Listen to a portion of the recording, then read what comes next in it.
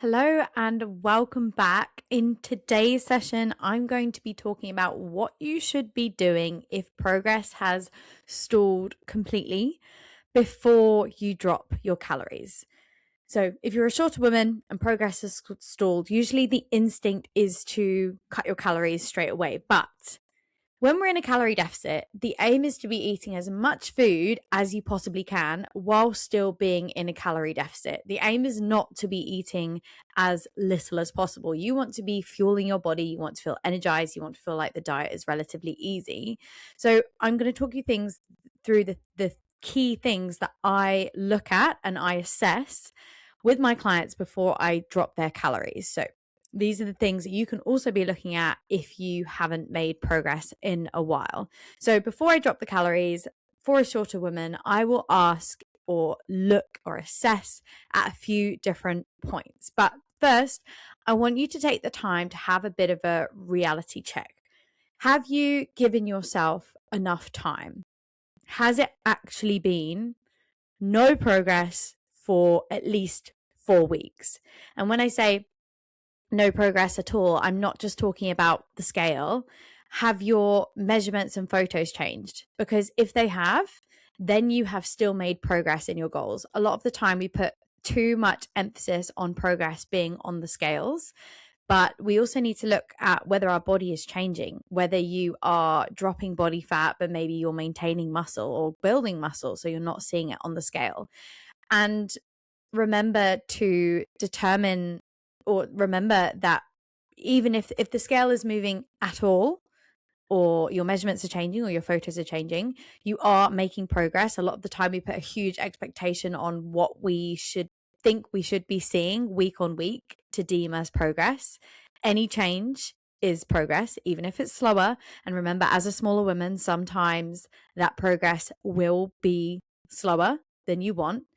Or then you're comparing yourself to someone who's in a taller frame or larger body. And so you need to have that reality check. Like, ask yourself, have you seen any progress at all? And I always say 4 weeks, because sometimes the body will hold on to water, or it will you'll drop water weight and then it will store water in your fat cells for a few weeks and then drop that. Usually I see this happen. It's called the whoosh effect. Usually it's quite an anecdotal thing rather than fully scientific, but I've seen this time and time again with clients. There'll be 3 weeks of no change on the scale, and then a little bit of a peak usually, and then a huge drop when the body releases all of that water inside of the fat cells. So that's anecdotally. So always give it 4 weeks, and then if there is no change or no progress, then my first point of call is not to drop the calories, but I assess the levers that also help with fat loss. And here's the areas I would focus on to essentially increase your metabolism, or how much energy you expend.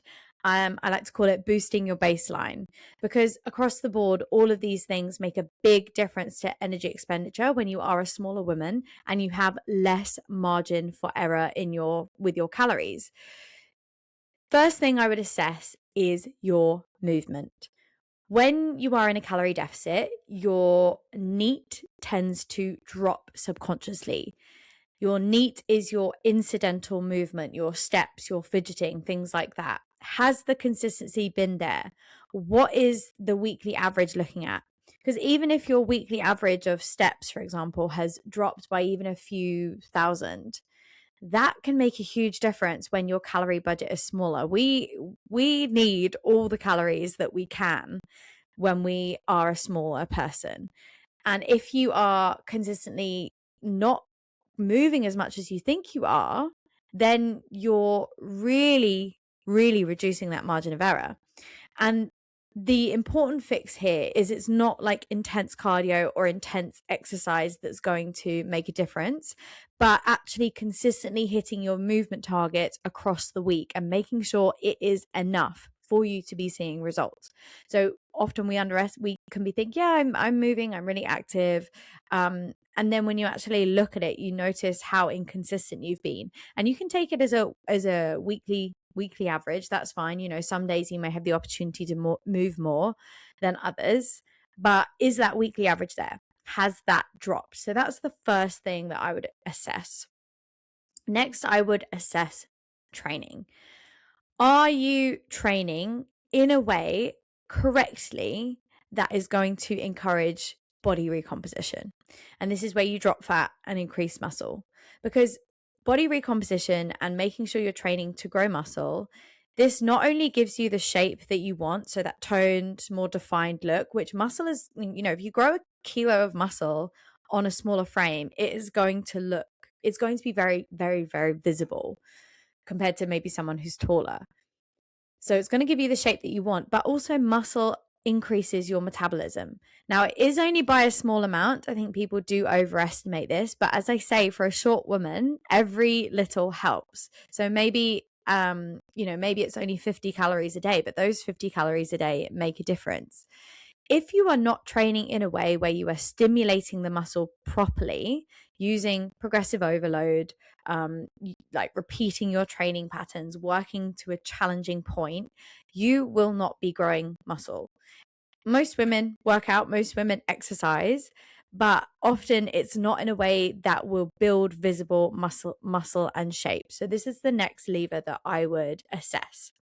Then I would look at the structure of the meals and whether there is enough protein, as well as, you know, how the plate is balanced. So we want to eat protein for muscle.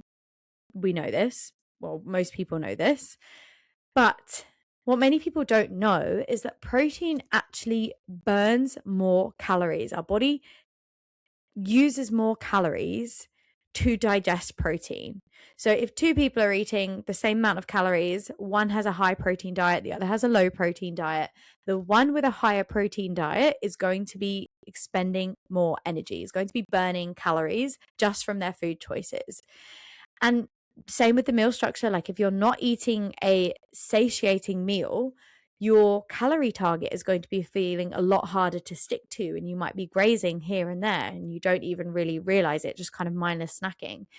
Smaller women need to be really particular about the composition and the structure of their meals and really focus on food quality over just calories, not only just for satiety, but to help increase the energy expenditure and like prevent that grazing. So that's the next thing that I would look at. I would also look at recovery and overall fatigue. Quality sleep is a cornerstone for achieving your goals, and it is something that is often overlooked.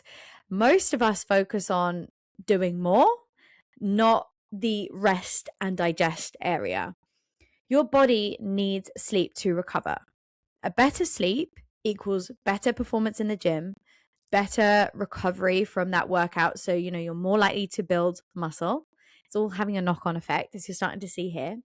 And when you have a poor sleep, not only will you have lower performance in the gym, you will probably reduce movement, whether that is consciously because you're tired and you just don't have the energy for it, or subconsciously like your body fidgets less because it's tired and it's trying to conserve energy. And this is the fun part, poor sleep also increases your hunger hormone.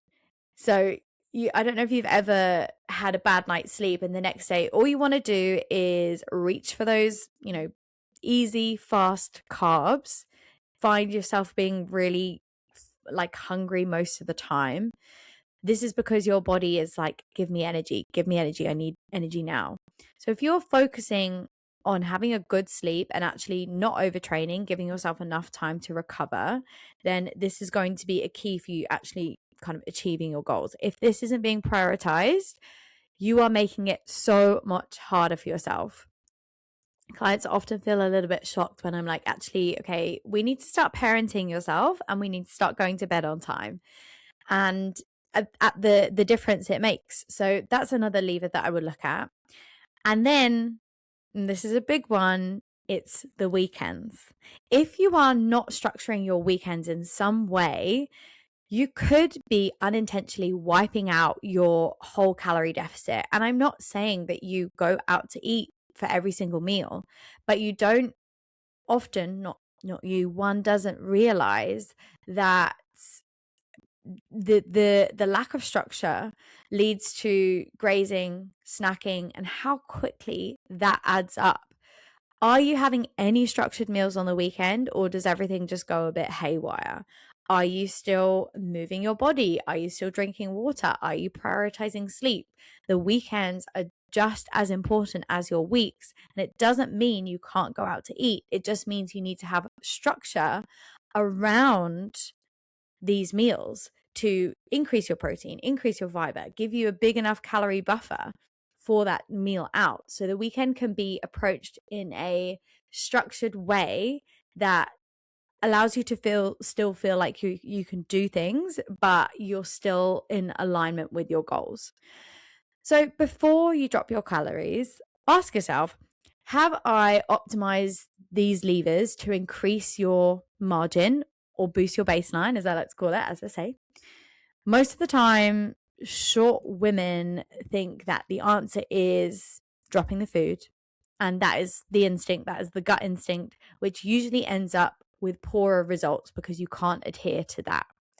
You need to diagnose better, be honest with yourself, and look at the areas where there's a bit of a leak potentially. So if you're listening to this and thinking, okay, I don't actually know which one of those applies to me, or maybe you know where maybe I've mentioned it and it kind of rings true that you don't know how to change it, that's really normal. Like this is my profession. This is what I've studied to do. This isn't your profession. And it's really normal to kind of make a stab in the dark and guess, and that's okay. But either by cutting food or adding random cardio without actually assessing what's properly going on is going to lead to that spinning the wheels, feeling exhausted, not seeing results, and just giving up. And that's where I don't want you to end up at all. So I have mentioned structure within this episode today. If you want to see how I structure this in a way, or structure eating in a way that gives you flexibility on the evenings and that you can utilize on the weekend to make sure that you've got enough of a calorie buffer, make sure that you are keeping your food meals structured and filling, I've actually linked my free flexible day framework training in the notes. So please do go and have a look at that. Basically in the training, I walk you through the structure I use my clients so that you can stop guessing when it comes to food, be a bit more organized there. And of course, if you feel like you need more of a diagnosis or more guidance and help when it comes to achieving your fat loss goals as a shorter woman without having to completely cut down your calories, I've also linked my application form in the show notes. If you just want to have a chat about the program, we can talk through it there. So thank you for listening today, and I will see you next time. Bye.